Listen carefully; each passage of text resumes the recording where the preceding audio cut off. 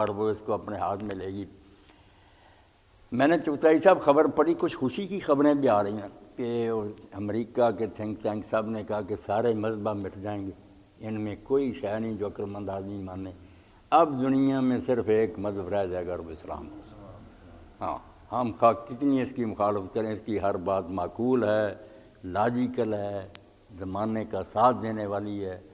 اس پر اگر دنیا آ گئی نا تو سخ نصیب۔ ادھر آئیں گے لوگ، اور آ رہا ہے کتابوں میں، اخباروں میں، کتنے پڑھ رہے ہیں کافر وہاں عیسائی یہودی اور مسلمان ہو رہے ہیں کہ یار یہ تو دین نہیں بڑھا سکتا جس کو یہ بدنام کر رہے ہیں۔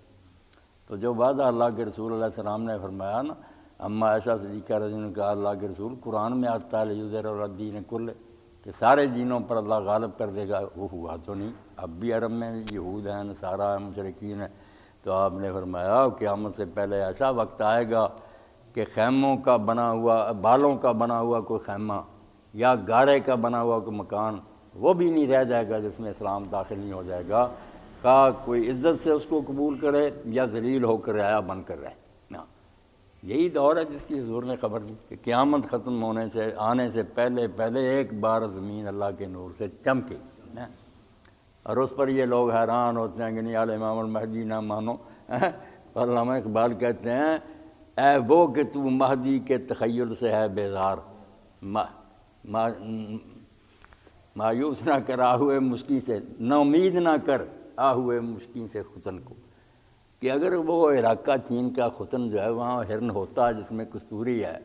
تو وہ اس کی خوشی کی بات ہے، فخر ہے اس علاقے کا۔ تم کیوں نا امید کرتے ہو اس امت کو کہ کبھی کوئی لیڈر نصیب نہیں ہوگا اور کبھی اسلام غالب نہیں آئے گا، کیوں کر رہے ہو مایوس اس کو؟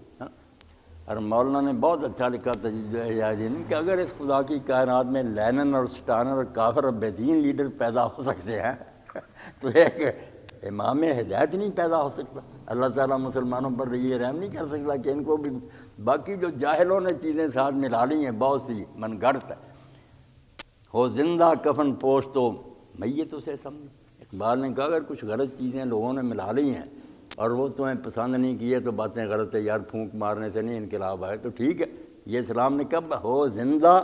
کفن پوش، اس پر کفن میت اسے سمجھے، اس کو وقتی سمجھ مر گئے، یا چاک کریں مرد کے ناداں کے کفن کو، یا وہ کفن چاک کر کے نا زندہ کو اندر سے نکالیں، مہدی زندہ رہنے دے عقیدہ، باقی جو ہے لغویات۔ اب پرویز صاحب کی انتشار فکر کا حال یہ کہ ایک طرف مانتا کہ دنیا سارے مذہب آ کر آخر میں اسلام کے دامن میں پناہ لے گی، تو اگر یہ توقع ٹھیک ہے تو جس رہبر اور قائد کے ہاتھ سے یہ انقلاب آئے گا وہی آئے امام المہدی عربی میں کہ کوئی یا تو کہہ کہ یہ چلا ہوا کارتوس ہے اب اسلام نہیں آئے گا، جب کہتا ہے کہ اسلام آنا ہے تو کوئی قائد ہوگا، تنظیم ہوگی، لوگ۔ اللہ